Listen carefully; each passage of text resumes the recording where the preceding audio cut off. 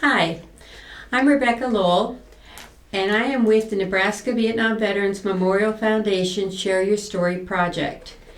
Bellevue University is a sponsor of the Nebraska Vietnam Veterans Memorial Foundation Park Project. And I am with Bellevue University Military Veterans Service Center. I'm with United States Air Force veteran Linda Sutton, who has agreed to share her story for the Library of Congress Veteran History Project and the Nebraska Vietnam Veteran Park Project. Linda, let's begin with your name and where you were born. Well, my name is Linda Sutton. I was born in Fort Monmouth, New Jersey, back in January of 70. Not 70, that's when my son was born. I was born in 52. A lot of thinking thoughts upstairs now, folks. Take it easy with me. Tell me about your parents and your family. My parents were Lucius B. Noble and Ella B. Noble. They were born and raised in the town that I grew up in, which was San Augustine, Texas. That is one of the oldest towns in Texas. You folks that like history can look it up. And it's so old that we're kind of famous for something that's standing right out in front of our city hall at the town square. And that is, there is a gentleman called James Pinckney Henderson. He not only went to school to become a lawyer, he was a politician, and he was a soldier to boot. He became the first governor in the 1800s of Texas. And so to this day, because we also have the county seat of the same name, San Augustine, as the town that we grew up in, San Augustine, there is a statue of him right out in the front of the town square in front of the courthouse, the city courthouse, even to this day. So that's a proud little fact that I like to share. We are also known for the Sam Rayburn and the Toledo Bend Reservoir. So if anybody likes to do some tournament fishing and what have you, just look it up, come on out. There's a lot of historical tours out there in our town. There's lots to learn, and it's just a gem of a place to live as far as I'm concerned. Because I grew up walking everywhere. I would go through the backyards of everybody's little, where they live for a trail. There's a trail, probably got my footsteps on it, that I would make a bead path right to my grandma's. So I was blessed to spend every weekend at my grandma's house.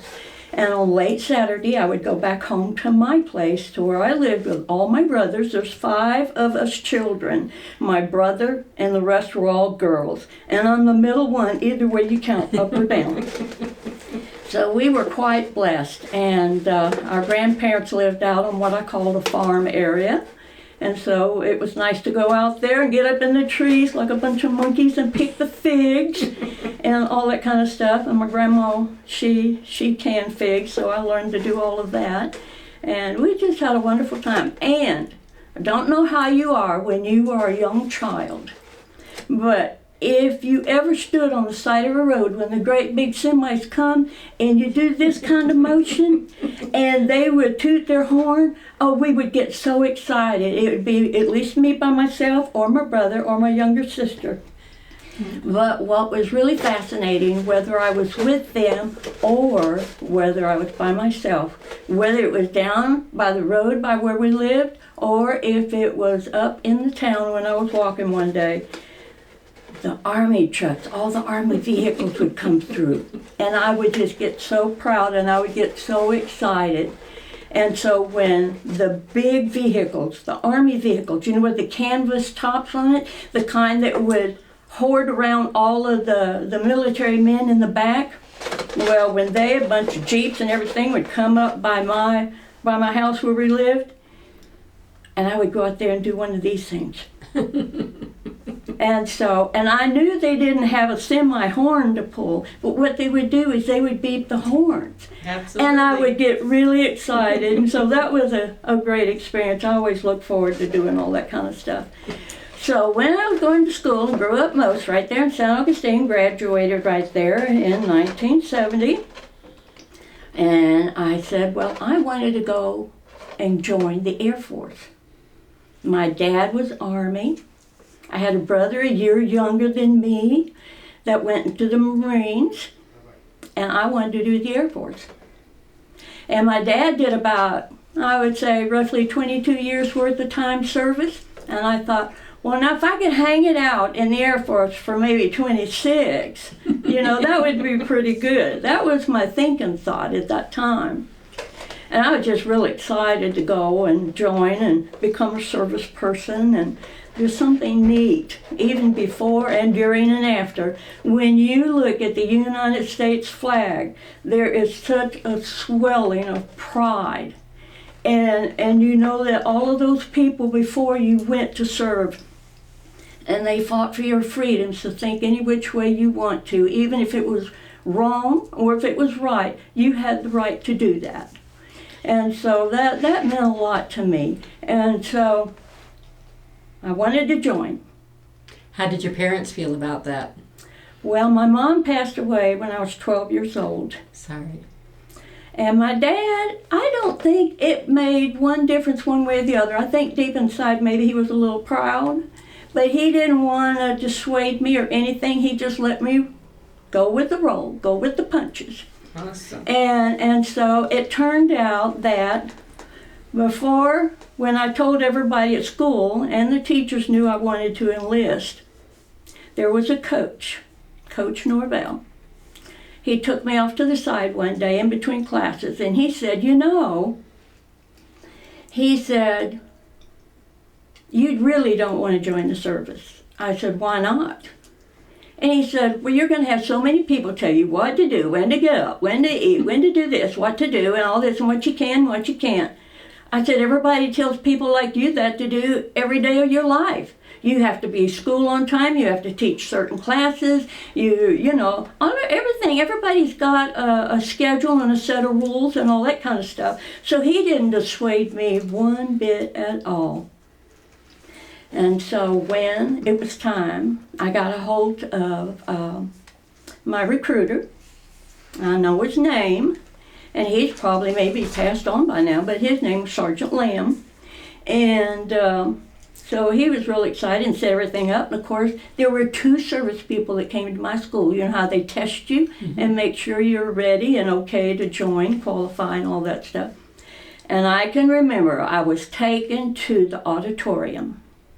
And I was up on the stage part, sitting in one of those school desks. And there was a piano on stage, for, course things or school plays or whatever. And there was one serviceman sitting out there in that empty audience area with all those seats. And the other guy was up on stage. And there I was trying to take my test. And there was the guy in uniform up there on the piano pecking keys, talking to me and asking me questions at the same time. And I'm sitting there thinking, I said, you're being very rude. That's what I was thinking to myself. I need to concentrate. I want to do well here. And so I even practiced ahead of time, not knowing anything about cars or anything. I didn't know what they were going to ask me on the test. I even studied things about mechanical parts, for cars and things. Maybe some of that would rub off and maybe I could answer somewhat correctly. Well, anyway, make a long story short, I was sitting there taking the test, and he was asking me all kinds of questions, and I was doing my very best to keep paying attention to what my answers were and to answer all of his questions. And so when it was all over with, and I think the counselor at the high school, she said, well, how'd you do? And I said, well, I guess I did okay, but I don't know any results right now. I just got through taking the test. And so then I found out, the recruiter sent me a note and said, you did very well. Matter of fact, the 2 guys that came to test me, when they found out I was answering the questions on the mechanical part, he come over and took the paper away from me. He said, I think you're done. He said, we don't want to turn you into a grease monkey, so you don't have to answer any of those questions. So anyhow, I got all that done, and so the day after high school, I left. and I joined. And I can remember my oldest sister. She was nice enough and came down, and she wanted to ride with me and the recruiter to take me to the hotel in Houston, Texas, where I was going to stay that night. I had another roommate that I roomed with. Had my hair all fixed up, and I had long hair at that time, and they put it on top of my head. So there I was trying to sleep on the side of my face without my hair touching the pillow and trying to sleep that way. And I'll never forget that night I watched TV. And Houston was a very active place, even in the wee hours of the morning. And it turned out that Frances Farmer, the actress, passed away that night that I was there in that hotel. That's the one thing I remember that was broadcasted on TV. So anyway, got all that done and had to be taken to the airport. My sister rode along to the airport. And it was really nice having her company there. And that was the first time I got on a plane that I was actually able to see what it was like above the clouds. Wow. Yeah, I had never been on a plane before. And I thought, oh, and it's the first time it dawned on me, just because you can't see the sun down below when it's cloudy doesn't mean it disappears and goes away. It's still shining up there above the clouds. So that was an interesting concept for me, and it was really cool to be up there above the clouds. You know, you think, biblical thoughts. If you've ever been reading the Bible or anything, you just think biblical thoughts. Well, St. Augustine is where, like I said, where I grew up. Well, it's kind of like an evangelical area. They had a whole lot of different religions in the town, Presbyterian, Catholic, Church of Christ, all that kind of stuff, Methodist and what have you. And at that time I was a Methodist, but we had an evangelical preacher, so that was kind of neat to grow up doing that. Okay, so here I was, and I got in up there at the airport to catch the plane. Didn't know anything, and just as green around the gills as I could be. And I said, I know I'm supposed to go somewhere and get enlisted. And so it turned out that I had to ask somebody, because a lot of people didn't know where I was supposed to go. And it was not like anybody was up there with a big sign, you go to this room, or there was no sign on any big door that said, go here for enlisting in the Air Force. And so I had to ask somebody, and they directed me to a room. I had no idea if they knew what they were talking about or anything. And I went in there and opened the door, and boy, was I so surprised. There was a room full of some girls, and mostly boys, that were going to join the Air Force. Nice. And so when I got in there, they said because of some delayment thing or whatever, that they were going to put us in, and I would be enlisted under the reserves for 1 day only. And then the very next day, I would be classified regular Air Force. So we did that, so that was kind of cool. And then we ended up in Lackland Air Force Base for my basic training. And that was really neat. That was so neat. And I had fun doing that. I was given opportunities to take the group out and lead them on the way to church on Sunday. Didn't have a clue where the church was. Didn't have a clue. I was just hoping and praying some of the other girls would remember the route that we took and would say something, and I would pick up on it. And everything turned out like clockwork. Just turned out clockwork. And I can remember the lady that had done that position prior, before I did it, and she was from a different group of ladies that were enlisted, and she was telling her, don't worry about marching correctly. Don't do that. We don't care about that. We're going to church. We just want to get there. And well, when it was my turn to do it, and I sat there and told them, I said, now we're going to church. We want everybody to notice us, how well we step in unison, so they can be proud, and we can be proud of ourselves for doing so. Not that you have to be strict and regimented like you are when you're underneath our other military leaders, but for going to church, we're going to honor the good Lord, we're going to do it the right way, and we're not going to be sloppy about it. And so we got there. Just everybody looked perfectly in step and everything, and it was so cool. And so that was the first time I went to a church that actually had those little whatever you call them that you fold down, you can kneel on. Oh, Neil. And I'm sure that maybe the Catholics use those or some other people use them, but I'd never had them in the Methodist Church growing up, so I didn't have a clue what they represented, but I was kind of glad they were there. And so, but anyway, it was kind of like a non-denominational type of thing, and I had a great time. I was so glad to be going to church on Sunday because I grew up going to church all the time, and I was in MYF, and that was one of my favorite places to go. Favorite places. Now, would you say church was your favorite part about your training, or were there other things that you liked? Well, I just liked learning everything. I liked the camaraderie of all the other girls. And you did things helping one another. You never went in there doing things, like you were the it person or whatever. You just all joined together and everybody helping one another, and you learned things.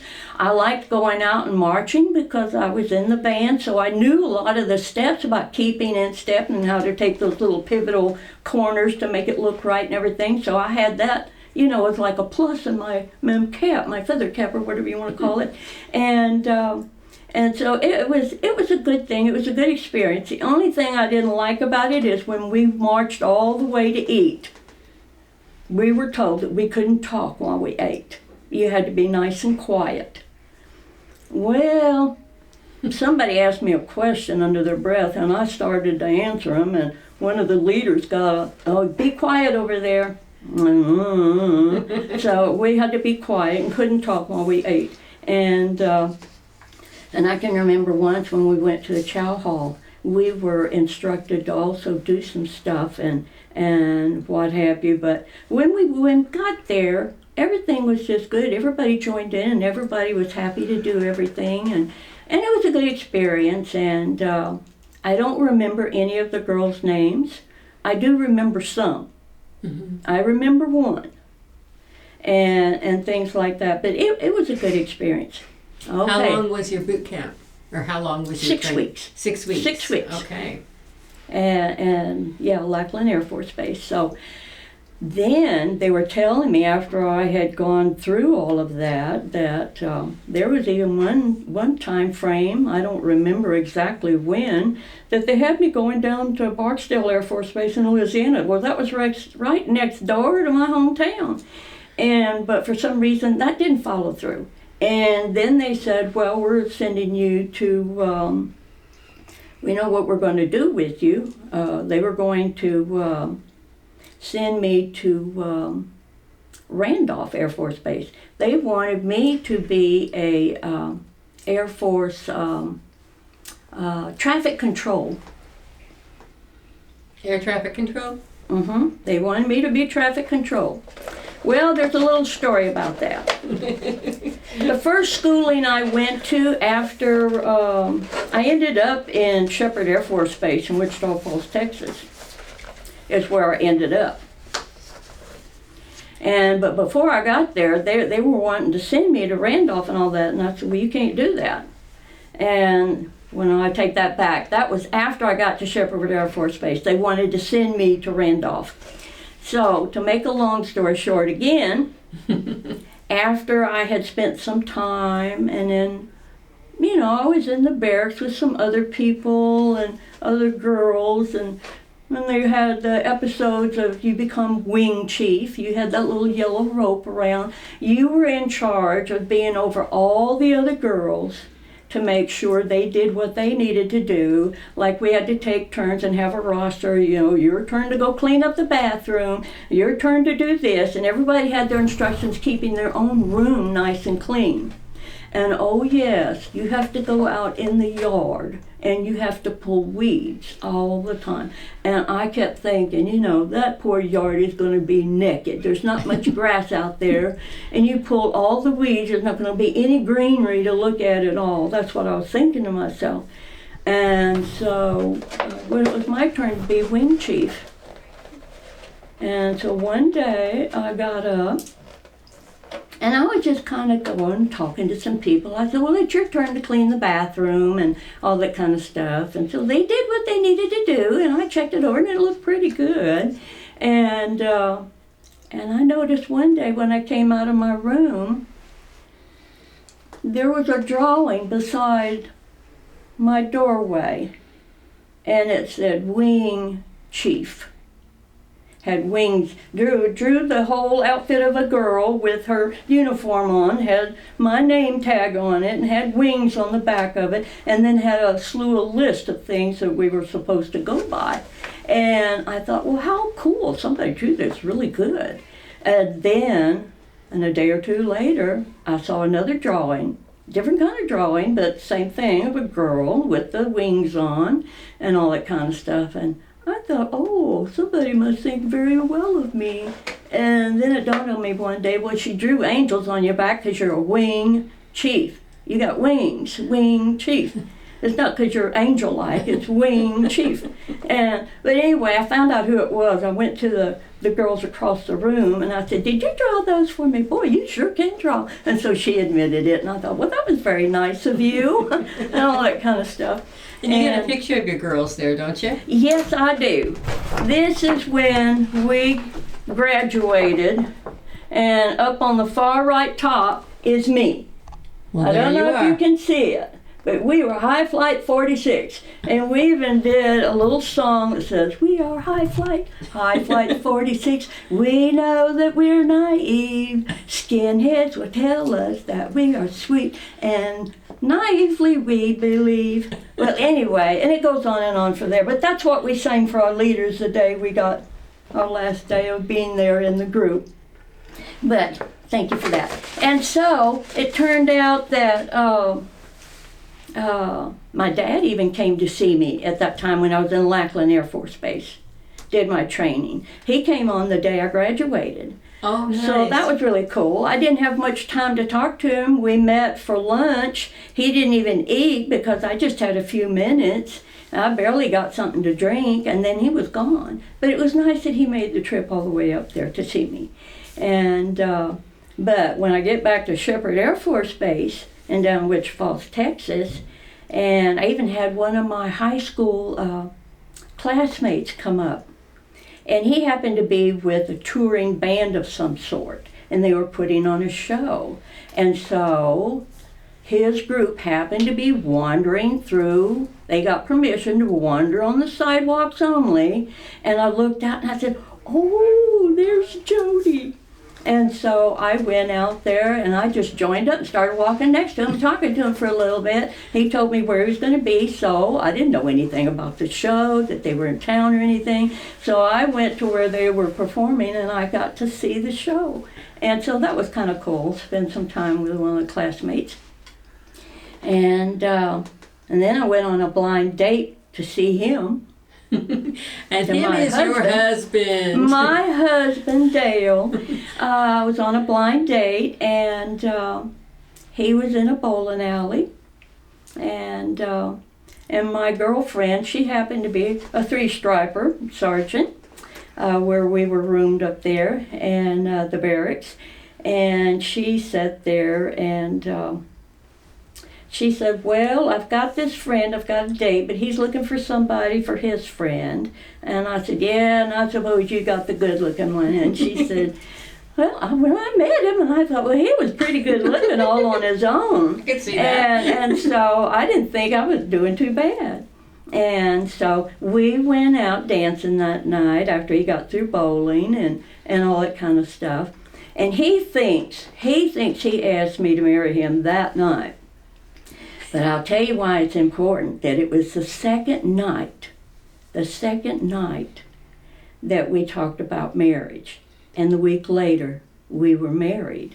Wow. A week later. And I told my family all about it, when it was going to happen. And so I didn't have any wedding dress, I didn't have anything like that. And it turned out that my friend that invited me to go on a date as a blind date, she sat there and knew somebody that had the wedding dress and the maids of honor dress, but they eloped, so she never got to use it. And they were agreement to let us. And wouldn't you know, the dress fit me and the maid of honor dress fit her. Nice. And so we were able to have that, and I didn't have no veil or anything, and my friend must have been Catholic because she had this little short veil that you put over your head when you go to church. Well, I wore that as my veil, And I thought I was pretty proud to do that because she was so nice to share that with me. And then we got married that night, and it was on a Saturday. We talked about marriage on a Saturday. The next week we were married on a Saturday. And then our son, bless his heart, he was born on a Saturday of the next year in 71. And so we kind of adopted that song, Come Saturday Morning. Nice. You know, so it was a cool time. But yeah, it was just interesting. I ended up, I know I'm getting further down the road, That's but okay. while I was at Shepherd Air Force Base, What did And- you end up doing? yes, that's a good thing. I sat there and they trained me, went to school, and you know those little barcode things like dit and space, another black line, dit. Mm-hmm. I never could get the hang of all of that. Never could. And so, like I said, one time they wanted to send me to become an air traffic controller down in Randolph. And I told them at that time I'd already got married to him. And I said, you can't do that. I just got married. I cannot be separated from him. I just got married. And this young whippersnapper of a guy come up and he said, well, I know who you need to talk to. And he says, you go take this and tell him such and such and that you need to have your orders changed. So I went where he told me to go. And the other guy, when I got there, he said, you think I can just change your orders just like that? I said, yeah, I was told to come see you, and yes, I do believe you can do that. I just got married, and by Georgia, he did it. He got my orders changed. And so I didn't have to become an air traffic controller after all. and so what I ended up doing is they sent me to do some more school and stuff like that. And I ended up over at the medical school on the base and in the admin. Now, when I took my test to enlist, that was my favorite part because I did a 95 in that, so you would think that's where they would want to put me. And so I ended up there in the admin section and keeping records and doing that. And if the commander on that school wanted me to do something, type something up, she said, you don't have to put the correct punctuations in, you don't have to put periods in. She had her handwriting. She said, I just want you to type this all out. And then I want you to hand it to the other lady, and she will work on it to put the punctuations in and put the paragraphs in where they belong and things like that. I said, okay. I know for me myself, I can't do that. I have to do it right. and so I sat there, okay, I could do that. And then I noticed in the beginning, you know, when I first enlisted, I wasn't wearing glasses. But the more paperwork and things I had to focus on to look at and type and all that kind of stuff, I started getting headaches. Well, I went to have my eyes checked and found out that's the reason why I got headaches. I needed eyeglasses. So I started wearing glasses after that. But anyway, I sat there and typed everything up. I just thought I did it just a perfect job, just the way the lady commander wanted it. And it turned out, she said, I have a little problem. Before we can pass this on, she said, you typed really well and there's no misspelled words. She said, but you repeated one line. And she said, so I need you to do it all over again. I said, okay, I'll do it all over again. And I did, and I got it done, and I passed it on to the other lady so she could put in all the correct, paragraphs and punctuations and all that kind of stuff. So got all that done. And then when our son was born, and that was a wonderful moment because I was still in uniform. And before I gave birth, I was in uniform, and I was having to safety pin everything because I was growing with child. And as far as I knew, the military didn't have maternity clothes at that time for women.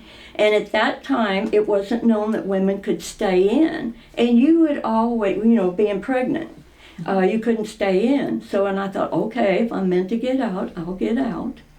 And I didn't mind any of that. I didn't mind getting married to somebody I didn't know, because I grew up in biblical time, biblical reading, evangelical preaching, all that, being in the Word, and church was my favorite place to be. So I just figured, well, if the biblical women could handle it when their dads picked their mates for them and they didn't know them, I said, well, God will see me through this too. And He did. And we're still together. And How many years has that been? Well, we married in 1970.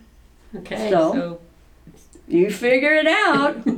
It's in the 50s. 53. 53. So anyway, like I tell him, every day's like yesterday to me. I don't focus on numbers. I'll just say, if somebody wants to know, I'll tell you when we were married. I'll tell you when I'm born. You figure it out. I don't think about it. It's just another day to me, and I just keep on living. And so it's a beautiful thing. But they didn't have no qualms about letting me get out. I signed up for 4 years to go in, and it wasn't my dream to sit there and get pregnant right away. But it happened, and life lets you, it's a journey of a road. You take different paths and everything. And I was not in the mindset to fight to stay in. I thought if this is what's meant to be, then I don't mind being home, raising my child, and let my hubby do all the hard work and all that kind of good stuff. And, did you have any children after you got out? Did you have any more children? I had one child. I'll tell you, it's a long story to that, but I had so much pain. With the one. And a lot of people said, well, maybe you broke your tailbone when you gave birth. I said, I don't know, but I had so much pain. I figured one was enough.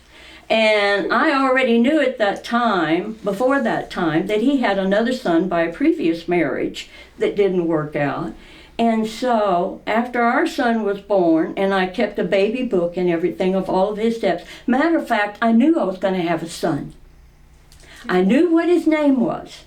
And my dad's mother, my grandma, I told her when the doctor said I was going to deliver. She said, you're not going to give birth then. You're going to be about 4 days late because there's a change in the moon. Wow. And I told that to the nurses and everybody, and they just poo-hooed it. Well, guess who turned out to be right? My grandma was right. And I went back and I told everybody, see, I told you. And so that's something neat. So I had a blessing of a sweet son, and but then when I found out that, he always talked about his son, and what pictures I had of his son and him, I put in the middle of our baby book, our first baby, Robert. I put Alan as the second son. I call him my son too, even though he was born first before Robert.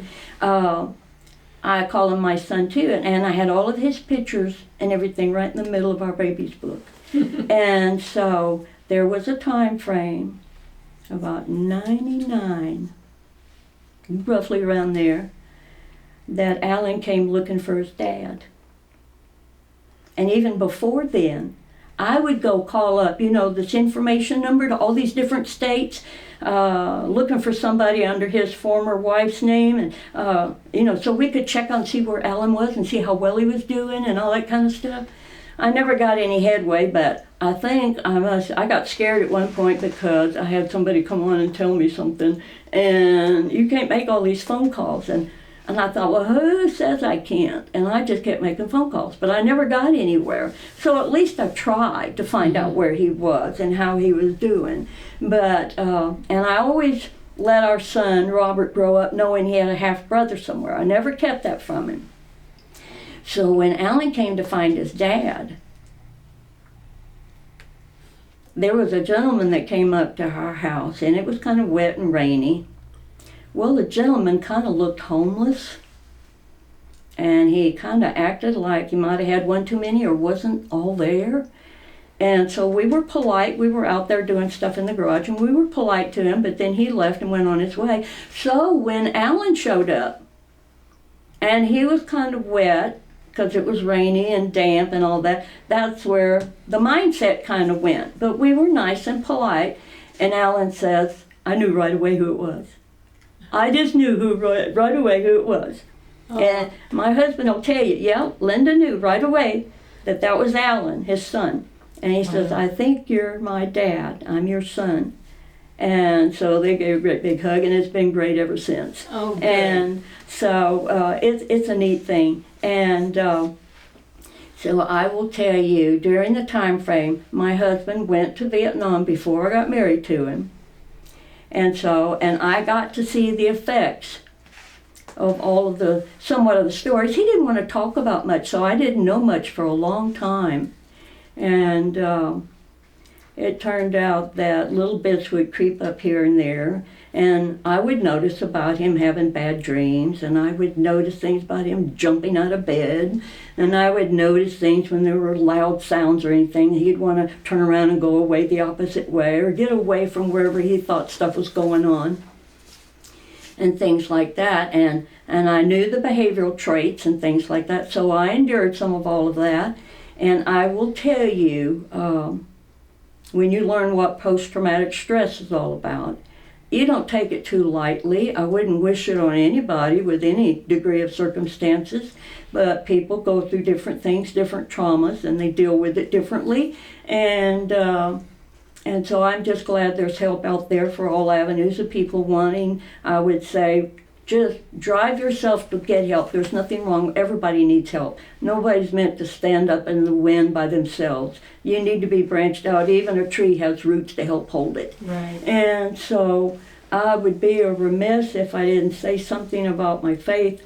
I would say that when you're in the depths of despair and you feel like there's no hope at all, you feel like there's a hole that you don't think you're going to ever climb out of, I would say there is help from you. And for me, it's the Lord Jesus. That is what's helped me all through my married life. There have been a lot of good times. There have been some rough times. God has placed people in my life like my sister, my older sister, and God's grace has just been abundant, overflowing. And that's what a lot of people, whether they're a Christian or whether they're not, and they would ask me, how can you deal with such and such? How can you put up with such and such? And I said, well, by the grace of God. Because you see, when I took my vows to this gentleman over here, and he's a good-looking gentleman in uniform, I was quite attracted to that. Was that a Marine Corps uniform? No, no. He was Air Force by the time Oh, okay. Because he would sit there and say, I was Marines first, and he said, why should I walk through it again when I can fly over it? And so he went to the Air Force. Okay. And so I met him, at Shepherd's Air Force Base in Wichita Falls, Texas on a blind date. And so anyway, but I will tell people that there is help for you. Because, you know what? One of the most things I would tell anybody, don't ever be dragged into something you don't want to do. But for me, going into the service was a no-brainer. Mm-hmm. That's something I look forward to do. I wanted to learn, I wanted to serve, I wanted the camaraderie, and it was just a very enlightening and uplifting time for me. So I would sit there and tell anybody, don't think of yourselves any better than or any worse than anybody else, because we've all got our feet on the same terra firma, and we're all flawed. But for me, for the Lord Jesus in me is what's grounded me and given me the strength to endure and to persevere and to go forward. And I would say, keep looking up. Keep saying your prayers for those of you who have a good Lord. Keep saying your prayers. Stay informed and keep moving forward. And as they say, folks, the proverbial saying, that's all she wrote. I want to thank you for sharing your story, because it's part of the big patchwork of this world that we have. Mm-hmm. And I just want to say thank you, because it's been just a joy to listen. You're quite welcome.